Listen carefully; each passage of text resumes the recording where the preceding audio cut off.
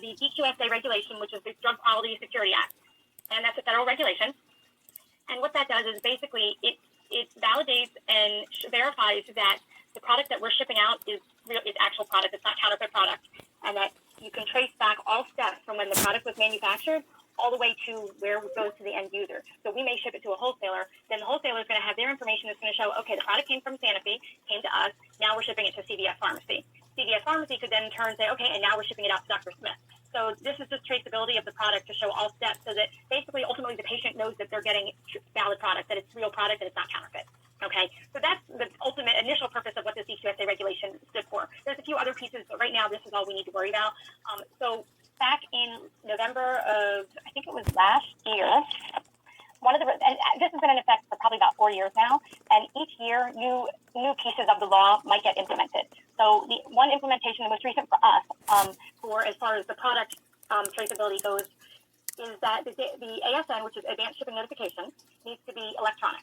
Now, there's a couple of ways that we can look at that. It's kind of a vague description. It doesn't really say, do we need to send it to them electronically? Do we need to store it electronically? So with this law, there's kind of some vague interpretation. So basically, we go based on what our legal counsel tells us we have to do. So basically what that means is what our guidelines are is we need to have an electronic repository for all of our shipments that go out. So because normally when we're working with orders being processed through the system, it's a process that you guys will never even see. It's all automated, that when the shipment goes out, once it generates an IDOC, it generates data to flow to various things, which ultimately will flow to TraceLink.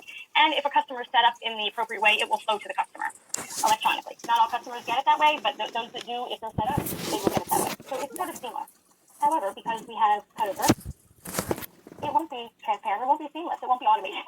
So you guys are going to be our automation people, or you'll be entering in this information manually for every shipment that is an emergency shipment that we're sending out. Now, one caveat to this is any Syndus products and Seprafilm products are out of scope. So any orders that come in for Syndus or Seprafilm, you don't need to do anything with because DQSA is out of scope because those products are actually devices, and devices are not required at this time under this regulation.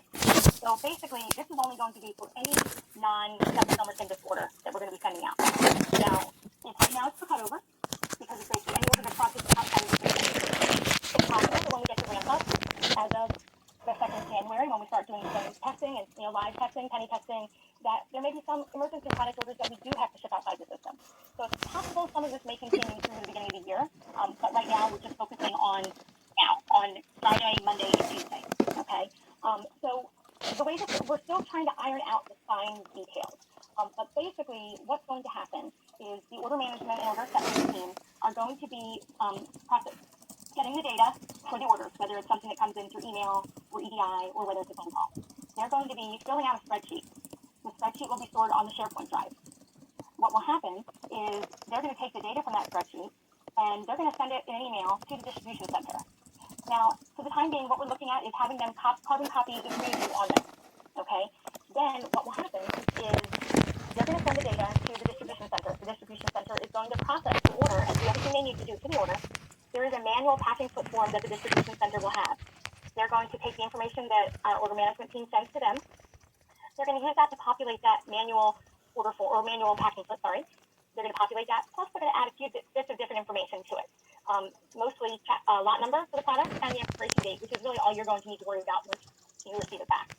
Not all you'll need to worry about, but that's the added information. So until the email comes back from the distribution center, you guys can't really do anything as far as the ASN goes. So what will happen is we're hoping that by copying you guys in on it, when the distribution center replies back, they should reply to all, so you guys will also be copied in on it. Now, once they finalize this spreadsheet on the SharePoint, there will be a form that will say completed by. And that's where each of you will just put your name so that we know who did it. Because the last thing we want, when we know it's a truly manual process, the last thing we want is to be duplicated by multiple people because it's already going to be, a laborious process as it is. Okay, so it's really important that when you receive an email and you're getting ready to process it, go into that SharePoint, put your name in there, and save the document. So that way, if someone else goes in, they can see, oh, so-and-so's already working on that. I don't need to worry about it. Okay, so that's basically what we're looking at for the process flow of how this is going to happen. So, but of course, as I'm sure you've known from being here for the time period, you know that things could change on a minute-by-minute basis around here. So that's where it is as of 1 o'clock today. What I'm going to go over with you is how to create the manual ASN in the system. Now, you were all given usernames, and you should have been able. Have you all gone in and created your own password yet to TraceLink? Okay. To TraceLink, I have no access to it. You should have gotten an email with your username. Did you not get that? No. Okay, give me 1 second. Same here. I'm sorry. I don't have access to that either. This is Kara speaking. Sorry. Okay, Kara. That's okay. So your username is. Let me get you the. Is your email? Yeah, your username is your email address. And then, do you have the link to the website? I got mine on Friday. Yeah. Okay. So you guys should have gotten it. Let me go ahead and I'll get. I'm going to bring it up here in front of me. So it's the https://app.tracelink.com/login. It should. I believe that's all. Is that the right link, Jackie? Because I think yours might. You know what? It might be different. Give me 1 second. Let me see if I can go in and see if I can send you a new email. I don't know if I can or not. I actually got access on Monday, and okay. Give me a second and I'll check my email. Because I think the email address for the first time is different. I'm thinking because it will require you to set up a password. It's a long email address. I mean, it's a long link. Okay. If you want to go ahead and forward that. I will forward it right now. And then that way you guys can set up your username and password. It's not critical that you need to do it right now, but it really should be done by the end of today to make sure that you're able to get into it for tomorrow. Okay. And what is it that you need us to do with the password? I think you said something specific when we. Well, your email address is your username. Okay. And then once you log in with your username to the link that you're getting sent, then you will it'll tell you to create a password, and then you can just create your own password, whatever you want it to be. Oh, okay. Thanks. Okay. Yeah. Anything that's easy for you guys. It's just a basic setup. I'm going to go into a test site because it's something we can play around with. If you feel that you want to play around, which is perfectly fine, I can send you the username and password to the test site. Not a problem at all. Okay. Okay. Thanks. So what I'm going to do, the documents that I sent to you, there's 2 of them. One of them is for direct shipment. One of them is for drop shipment. There's just a slight change for drop shipment, so I felt it was a little bit easier just to have that one separate. What's the difference between these 2 shipments? Okay. So depending on the product, if it's a drop ship order or a direct order. So direct orders will be, now I've included rare disease products on there. Right now we're still working on whether you guys are going to have to assist our rare disease group or not. We're not sure of that yet, but it's there just in case you need it. As far as the products that are non-rare disease, the MSOI products that you would need, the only products that are not drop shipped on that list for us. So we have Tablivi, which the odds are you're probably not going to get any orders for that. Lemtrada, and that should be it. So your Thymo, your Mosabile, your Clolar are going to be drop ship products. Campath, you may have to do those. I believe those are patient assistance. So those, I believe, are direct shipments as well. Yeah, I'm just trying to understand what is the difference between the 2. The 2 documents? No, the direct shipment means that you ship from some shipping system directly to the customer or something. The drop shipment is somebody drops it off? So no, the direct shipment is an order is placed by the customer where we're going to be shipping it. Okay. So let's say, for example, Newport Hospital wants us to place an order. We need to ship Lemtrada to them. That's a direct shipment. A drop shipment is McKesson saying, I want you to ship Thymo to my customer. So it's sort of like a third party. It's a wholesaler saying, my customer wants this product, bill me, but ship it to them. And the reason that we have to split them out in this document is because there's extra steps that are required when it's a drop ship, because we're not necessarily shipping it where we're selling it to. So that's why we need that information. And I'll go over both of them, what the different process is. And like I said, I'll send you the new document because there's one little area, and I'll show you where that area is. Right up here, where it says from business, that area changed slightly. So I'll send you the new document. But what I'm going to do is what I'm going to go through is the document itself. So if you want to... I don't see from shipment on your screen. Let me bring it up because let me see here. Okay. So here's the document. And there is fields down here right in front that say, the third one down says from business. Yeah. And that one is going to look different on the document that you have that I sent to you. Okay, so I sent you a document a little while ago, 2 documents, one for direct shipment and one for drop ship. I will update this in both documents. But instead of it saying Sanofi_NA, this is the information that you'll fill. I'll go into that a little bit more as we get into it. So what you may want to do is, as we're going through this, have up the training document so you can refer back to it, because I can't share 2 screens at one time. So I'd rather share the screen where I'm doing the work so you can see exactly what needs to be done. Okay, so I am going to log out and I'm going to log back in as if you guys are going to be doing this. Cool. Thank you. And I'll send you this if you want to test, play around in the test system. The live system, don't do any playing around in because that's production. But I'll send you the link and username and password if you want to kind of practice a little bit if you want. And instead of practicing, it's just putting dummy data in. You don't have to put some good dummy data in. Okay. So basically, the first thing you do, you're going to log in. When you log in, then the next thing you're going to do, depending on how you have it set up, it may automatically go to this page. It may not. If it doesn't, you're going to go up to where it says modules, put your mouse over modules, and click on where it says compliance US product track. And you would just click on that, and that's going to take you to the screen where you need to go. The next thing you're going to do is over on the right-hand side where it says go to, you're going to click that pull-down arrow, and you're going to change it to manage shipment. Then your screen is going to flash a little bit more. And then you're going to click this button where it says create shipment. And I'll show you basically, and when you look at the document, it's going to show you all of the required fields. So there are some fields that are required by TraceLink in order to generate the ASN. But there's also some fields that we as a company want to have data populated in. So basically, when I give you that, there's a little table. All of the fields in that table, and let me move it over a second. All of the fields in this table, whether or not they have an asterisk, should be populated when you're going through it. Okay? And I'll go through each field and where you get the data from.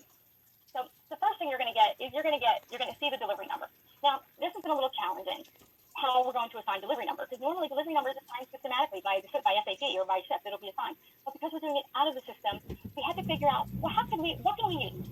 So we're going to have a cross-reference list for you. What we're going to use is the payer account number plus the ship to account number plus the date. And the date will be in a 4-digit year dot 2-digit month dot the date. So I'm going to just put dummy account numbers in. So we have, let's say, for example, the payer account number is 1234. It's going to be longer digits just for ease. We have the ship to account number of 5678. Oh, hold on a second, my screen popped up. Okay. And then we have, what's the date? And actually, we can do it really this way without a dot. Then we can do the date, 18 for now. And then it's, the month is 2-digit month. And the date, we'll say, for example, is tomorrow. Basically, what this is doing, this is identifying who to ship the product to and what date you ship it. Okay. The next thing, my company's role, you don't need to change anything. It defaults to manufacturer, and that's perfectly fine. The next thing that you have is your from business. Okay. So you can see on the, well, this is where it's slightly different. It's basically the data that's the ship from location. Basically, it's all going to be Genzyme. So we have all that we have. You may see more than this, but if you were to put Genzyme, oops, let me spell it correctly. You're going to see there's 2 coming up. Now, when I gave you the list, in the test system, it's going to say genzyme.reno, but in the live system, it will give you the HIN number that corresponds to Reno. So basically, depending on which distribution center the product is shipping out of, that's going to determine which one you're going to pick. Okay. If we're shipping it out of Taylor, you would ship the one that has the HIN with the C, or if it's out of Forest Park, you would. For this example, it doesn't really matter which one we use. I'm going to just select one. But if you want to make sure that you're selecting the right one, it will populate the address of where it's shipping out of once you select it. Okay. The next thing on the other is the to business. So what's the customer number where we are, where the payer is, and this is where it's going to be important. And that spreadsheet should have the payer account number on there. So basically, I'm going to just pick anyone. It doesn't really matter for today. But you would select the account number. All of the numbers here are the shift account number with 0. So that's why it says use the shift payer account number beginning with 0. Pamela, I'm so sorry. My screen froze a little bit when you were talking. Okay. Yeah. I lost you from the point of just after you mentioned where to enter the shipment date. For the transaction date and shipment date? Yes. I So see you you entered don't actually need to enter anything there.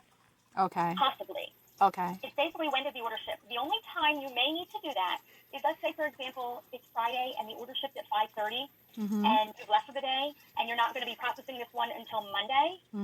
So then you would want to put the transaction date and shipment date of when did it actually ship. Oh, okay. Okay. All right. So that's all you would need. No, that's okay. That's all you would need to put for that information. Okay. I don't know. Did you hear me when I mentioned about the from business and the to business? That's where I lost you. Okay. So the from business is going to be the distribution center where you're shipping it from. Okay. So are we shipping it from Georgia? Are we shipping it from Pennsylvania? Are we shipping it from Nevada? They're all going to be under Genzyme, and depending on where we're shipping it to, when I send you the new document, you'll see it. But basically, it's the same options as where you see ship from location on your document. Okay. And you'll see. So that's where you'll decide. And when you get the spreadsheet, it will have all the information there. And have no fear, I will be online all day tomorrow. Well, until about maybe 4:30, I'll be here. So any questions, just send me an IM. I may be in meeting, but I will definitely respond right away. Okay. Thank you. So don't worry. Okay. So then the next thing, after you do your from business and your to business, you want to do your ship from location. Okay. And we're just doing a direct shipment right now. We're going to do drop shipments after this. So your ship from location is basically the ship to account number that you'll be provided on your spreadsheet. I'm just going to pick anything. I'm going to pick something that sort of has the same name of where we were shipping to. We shipped it to Elliott Hospital. Okay, here's an Elliott Hospital. Right now, like I said, this is just test, so we can just pick whichever account. But you want to make sure you use the ship to number that's on there and add a 0 in front of it. If what you need, This is supposed to have ship from, not ship to. Ship to is the next one, next we one. haven't gotten ship to yet. No, this is ship from. So this ship from, I know that, oh, whoops, sorry, I put it in the wrong spot. Yep, you're right, Sutton. Sorry about that. I put it in the wrong spot. So basically, whatever you put on the from business, you're going to duplicate and put here. Okay, sorry about that. Thank you for pointing that out. This is where you're going to put the Elliott Hospital or whatever the other account name is of where you're shipping it to. If you get into a situation where the account you're looking for is not listed there, let me know. They should all be listed because all the data, they're in the process, and by the end of today, all the accounts should be in there. But if it's not, just let me know, and we can go through that. Okay? Can you repeat the ship to location again? I'm sorry. Nope, that's okay. Ship to location is going to be the ship to account number that'll be on the spreadsheet. Okay, thank you. Okay, sure. And then, okay, so we have now gross weight. This is where it gets a little complicated, but we just have to estimate. I'm going to bring over my training document so I can show you how you're going to figure that out. Pamela, I'm so sorry. Can I ask you to That's backtrack for 1 second back to the ship Yep. to information? When you and Yep. Satnam were talking about whether to put the ship from and the ship to information in the ship from location, Yes. did I understand correctly that you wanted the ship to information there as well as? No, I made a mistake. The ship from location Uh-huh. is the same as the from business. Oh, okay. So That's we what. just repopulate the same information. Oh, okay. And then the Okay. ship to location is the ship to. You got it. Oh. That's going to be on the spreadsheet, yes. Okay. Does that also match the to business information in the field? No. So Oh, okay. the to business will be the payer account number that's on the spreadsheet. Oh, okay. Okay. Thank you. Thank you. Not a problem. Okay. Okay, so the weight, now we're down to the weight information. This is where it's going to be a little bit more work on your end, I think. Depending on the product that you're shipping out, and we have all the different products here, we have the weight over here in the fourth column. So basically, you're going to look at the order. Most of the time, the order may only have one product on it. It may have more than one. But basically, you're going to take the weight here on the fourth column, multiply that times how many units are shipping out. Okay, so let's say we're going to do this one for Lemtrada. Lemtrada is 4 pounds for 1 unit. Okay, let's say we shipped 5 units. So 5 times 4 is 20. Your shipment's going to weigh 20 pounds. Okay, if you have Mosaville, it's 0.05 pounds, and maybe you have 10, so you're going to have a half a pound. Okay, so basically, we're going to do this order for Lemtrada. The gross weight was 20 pounds. If it's something that's kilograms, don't worry about it. It doesn't really matter. As long as there's a weight here, we're fine. Well, can you click on the arrow next to pound and it shows kilogram? It didn't. Yeah, I don't know why it didn't. It This doesn't sucks. let you change it. Yeah, it does. It does. But this information, I think we're fine with. It's not a big problem. No, I mean, we can always convert kilograms into pounds. Absolutely. You definitely can do that. Yep. Yep, you definitely can. And if you would like to do that, absolutely, by all means, it's not a problem at all. Mhm. Let me bring this document back.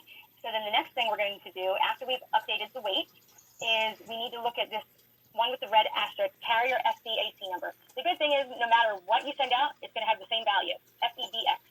What is SCAC stand for? I don't know what it stands for. It's some code that identifies the carrier. But it all is the value of FEDX. Okay. Okay? So the next thing is the carrier name. It'll probably be Federal Express or FedEx, but that should also be when you get the information from the DC. If you don't populate that, it's not critical, but we'll just put FedEx because most of our shipments are going to be going out FedEx. So we have the transaction and shipment date, we have the to business, the ship to location, portal access code. What this is any customer that doesn't have access to TraceLink can still look the information for their order up on this on a portal in the system. So we need to assign a portal access code to this delivery so that when the customer gets their shipment, they know what code to use to access their shipment electronically. We're going to assign 2 different codes. If it's for rare disease products, if you're helping with that, you just do RD. If it's not rare disease, you do MSOI. That's easy as that. The next thing, milestone date, estimated delivery date. So when we ship our products, we ship them for delivery the next day. So basically, you're just adding a day to whatever the shipment date is, and then hit done. That's all you have to do for that one. Nothing else is needed here, except for this last line. It says transaction statement, has an asterisk. You have to select that box.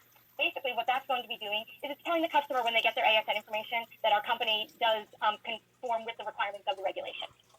Once you've done that, you hit next. Now, on your training document, you'll see the page. This is the page. I believe it's probably page 4 on the training. But what you're going to be doing is, right here, is you're going to click on the left. So basically, you can see item number 1 was entering the delivery information. Item number 2 is specify products and shipment. So we're going to add products that my company manufactures because we only sell what we manufacture. So you just click on that little link. Now, that list at the end of your training document tells you all of the NDC numbers that correspond to the product that you're looking for. So if you're looking, and there's only a couple in here because it's test, Lemtrada, for example, you can if you click on the pull down, it'll show you all of them, but it doesn't really help you. So you want to look at Centrata is 58468020001. So that's this one. You just click the pull down. It'll automatically populate what the description is. So you always want to check to make sure you populated the correct value. The PO number corresponds to the customer's PO number. I'm just going to call it ABCD for right now because we don't know what it is. The next value you're going to be getting from the distribution center. They're going to be telling you what the lot number, or they may refer to it as batch number. I'm going to just put a number in here. They're also going to tell you what the expiration date is. I'm going to click the little calendar. I'm going to just select a date for right now. It doesn't really matter for the test purposes, but basically you would populate it with the value that's on the spreadsheet that you're given. Okay. Your transaction history quantity and the sales quantity, if they're probably going to be the same, not always. If the transaction history quantity, let's say, well, actually, I take it back. It is always going to be the same because it's going to be what we ship them. So we're going to say we ship them 5 units, and the sales quantity, of course, is 5. And then we want to go to select one and select each because it's eaches. Okay, that's all you need to fill in here. Once you've done everything, you make sure that complete shipment is done. Now, what if you get all the way through here and you didn't have a value that you needed, and you're like, oh God, I don't want to have to redo this whole thing all over again? You can click do not submit, and then you can fix it later. But if at all possible, we want to try to complete them as we're doing it. So we know that this is a complete shipment, and we can hit save. You know that everything went through. It'll tell you in message at the top, shipment with this delivery, which is the delivery that we entered, has been submitted. Now, how can you tell whether it truly is in the system? You know, yes, it tells you that, but maybe you want to look at it. If you go up to manage shipments and go to view transaction exchanges, it's going to populate what I just entered. Okay? Well, I take that back. You have to add 2 days to the date. Okay, why isn't it there? There it goes. It just took a little bit. Okay. So we have this information. It shows you all of the information that you sent over. It has MSOI, which is the second line down, which, if you can see, it says portal access code. The item quantity is down here. The sender ID is what company did it ship from? It shipped from Genzyme. Where did it go to? And then we can click on the little eyeball, and we can get a little bit more information. That it was a shipment. It went from Genzyme to Elliott Hospital. Here's the date that it shipped, the delivery number, the transaction ID, which is basically the PO number, the customer's PO. It tells them here's the product code, the description, the lot number that we shipped, the expiration date, and the quantity. This is all of the legal requirements that we need to provide to them. So by you populating all of the data that you did, it pulled it and sent it in this form. And that's all you have to do. You have to do nothing else. You just have to enter that information. You don't need to check them if you don't want to. As long as you see that message that we saw before that it was submitted, you're good to go. So anytime you want to go back and do another one, always make sure that you click on Manage Shipment. Okay? Does that make sense? Are there any questions, anything that's not clear that you might want additional information on? As long as you send the updated one? Yeah, we're good. I mean, I'm good. And like I said, I will be online tomorrow. I think my first meeting is at 8 o'clock. So I'm sure that you guys are not going to be on until at least after 8:30. And I'm on all day unless I'm at lunch or something, which when I work from home, I eat at my desk. And I'm always quickly accessible to my computer. So like I said, but I'll be working just like you because I have all this stuff that we all have to do. I'm going to go through. Go ahead. I'm sorry. So we'll just be getting emails with spreadsheets, and that's how we process. So we're still waiting on that to be determined exactly what you're going to receive. Okay. So there is a spreadsheet in the SharePoint. Okay. But we're not. So we're still trying to get it worked out. What we're thinking we're going to do is we're going to have you carbon copied on the emails that order management sends to the distribution center, and they're going to be sending them throughout the day. They're not going to send one big list. Okay.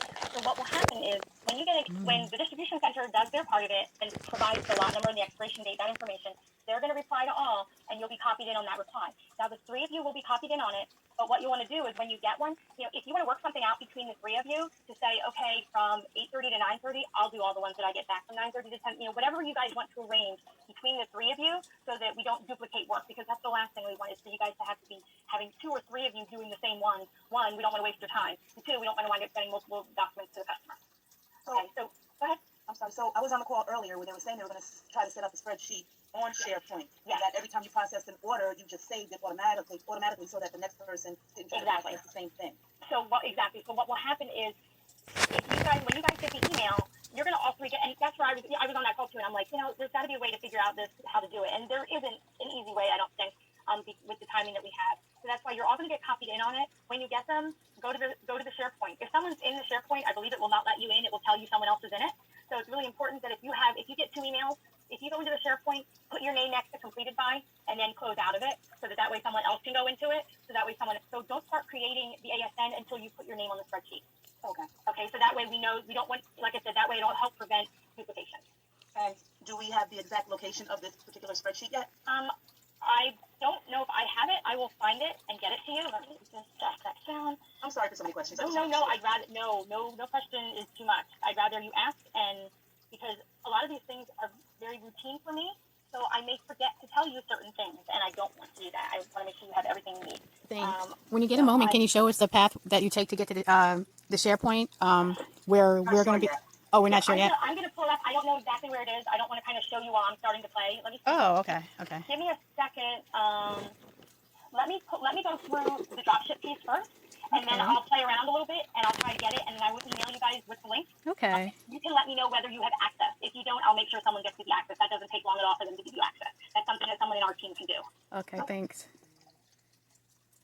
Yeah, I lost your visual at some point, so that's why I was asking. That's why I was asking for the background. I can see it now. Thanks so much. Good. Yeah, I was concerned I missed the SharePoint thing, but you didn't cover that yet, right? Yep, nope, not at all. Okay, I will definitely go over that with you. Okay, thank you. I'm going to go through how to do a dropship. It's basically the same way except for a small section. So we're in here. We've already clicked on Manage Shipment. We click on Create Shipment. I will try, before I send the final document out to you, I might tweak it a little bit and separate the rare disease from non-rare disease products, and then I'll put a little code next to which ones are dropship for you guys.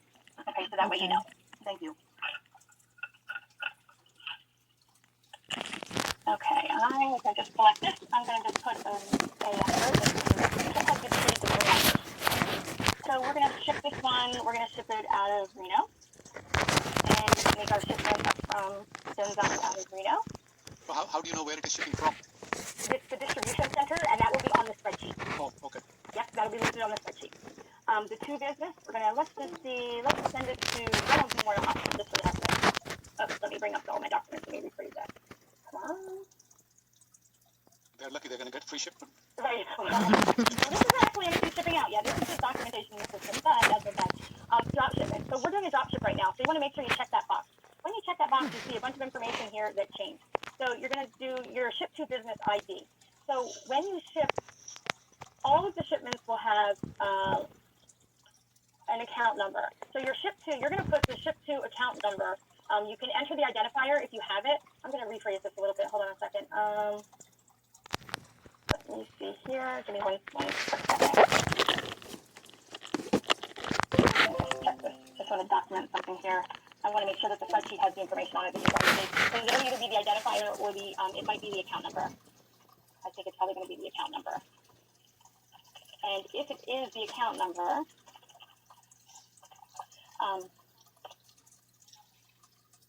I will let you know. But for right now, I'm going to just put, I'm going to put DEA.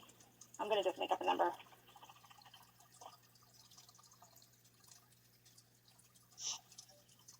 Okay. And your ship to business name is basically where we're shipping it to. Now it should, if it finds this, it should populate this data. It may not. We're going to just we're going to just put anything in here. You can copy and paste from the document that you have from the spreadsheet. And we're going to just say, let's see, Bridgewater. And US. And of course, everything is shipping FedEx. The gross weight. So we're going to ship Simo. Simo is, based on the list, is a half a pound for one. If if the order is going to be for 4, then we know it's going to be 2 pounds. So we're going to put 2 pounds. Your portal access code is MSOI. Oh, what's your state region? I don't know why that populates over here instead of on the right. Very weird. It should be over on the right, but sorry, I had to sneeze and I didn't want you to have to hear that. Okay. We go to our milestone date, which we did as the ship date, which is the 26th. We'll do the 27th for now. Oh, I'm sorry, the delivery date. If we're shipping today, it'll be delivered the 27th. We want to make sure we put my company conforms with transaction statement requirements. Any of the fields that TraceLink has identified with the red asterisk, if you forget to fill it out, it's going to tell you. And then you go to add my product, company product manufacturer. Now we also have Simo, so we're going to put this first one, which I have to know is Simo. PO number 155. Lot number LB, calling anything. Expiration date. We'll put expiration date is always the last day of the month. Just so you know that. The quantity, we did a quantity of 4. And each is. And we've got everything complete, and now we can get saved. Now, if we go back back and we go to the transaction exchanges again, we'll give it a little bit of information or a little bit of time to update because we saw before it took some time.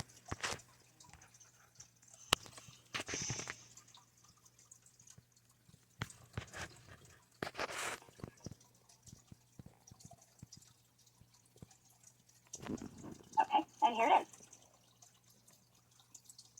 So we have all this information. We have where it shipped to. We just pick any hospital for the one location information, and this tells us all that information. It went from Sanofi Genzyme in Reno to this business. And if you want to view transaction history information, we have it back again right here. So this is where the ship to location was BBS Pharmacy. So it's pretty Does much that the make sense same. to everybody? So it's basically pretty much the same as Yep, it's basically the same except you're clicking that this is a drop shipment and you're selecting exactly where it's shipping to. Oh, okay. So there's nothing different about it. Okay. And then I'm going to make a couple little tweaks to it, but I send you out the updated document. Okay. And then once you get that, and then you should have it, and I will get the SharePoint location. Okay. I will also send you the link and the username and password for the test system. So if you want to play around. Okay. And then the only other thing you guys need to do is just make sure you can get into the production site. And I just sent you guys the email. Okay, thanks. And who would we contact if we can't? You? If you can't get into it, just contact me. Okay. Yeah, I'll be on until 5 o'clock today. So just send me an instant message or an email or something. But preferably instant message because that way it'll come through quicker. Okay. Thanks. Okay. Yeah. Sounds good. All righty. Thank you so much for all your help. Thank you. It's your help. Oh, no, but you're helping me. What's the DQSA stand for? It's Drug Quality Security Act. Drug policy? Quality. Oh, drug quality. Quality, yep. You can also, it's also referred to as DSCSA, Drug Security, I don't even know what everything stands for, but if you wanted to Google it on the web, you could find information out about that too. No, but yours is a drug quality security what? Act. Oh, act. Oh, okay, it's a law. All right. Thanks. Where are you seeing that at? On the are you seeing that on the screen at the moment or? No. No, it's something she mentioned earlier on. Oh, okay. Thanks. It's, basically, we're doing this to meet that legal requirement. Exactly. Got it. Okay. So they want to keep us out of trouble. Yes, we want to make sure that we're compliant with the FDA because we don't want to get audited and then get in trouble. Exactly. But yeah, I'll get all this stuff fine-tuned within the next hour and I'll send it over to you, hopefully less time than that. And then, like I said, if there's any questions, just let me know. Okay. Thank you. All right, thanks everybody. Thank you. All right. Thanks. You too. Okay. Bye. Bye-bye.